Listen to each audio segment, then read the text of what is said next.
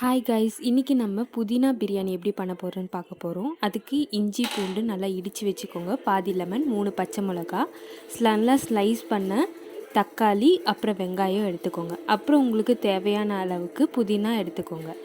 Next cooker வச்சுட்டு 2 tablespoon oil, 1 tablespoon ghee ஊற்றிட்டு பட்டை, லவங்கம், ஏலக்காய், இலை இதெல்லாம் போட்டுட்டு நெக்ஸ்ட்டு நறுக்கின வெங்காயம் நல்லா வதக்கிட்ட அப்புறம் இஞ்சி பூண்டு நம்ம நறுக்கி வச்சுருந்தோம் பார்த்திங்கன்னா, அதையும் நல்லா போட்டு வதக்கிக்கோங்க. நல்லா ப்ரௌன் கலர் ஆனதுக்கப்புறம் 3 பச்சை மிளகாய் எடுத்து போட்டுக்கோங்க.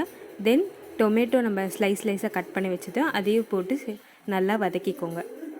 இது நல்லா வதக்கின அப்புறம் பாதி லெமன் பிழிஞ்சிட்டு அதையும் ஊற்றிக்கோங்க. மசாலாவில் சேர்த்துக்கோங்க. நெக்ஸ்ட்டு தேவையான அளவு மஞ்சத்தூள் எடுத்துக்கோங்க.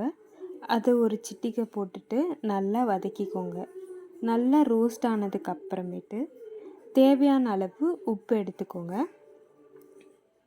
தேவையான அளவு உப்பு போட்டு நல்லா வதக்கிக்கோங்க. நெக்ஸ்ட்டு தேவையான அளவு சக்தி மசாலா இல்லைன்னா ஆச்சி மிளகாய் தூள் மசாலா போட்டுக்கோங்க.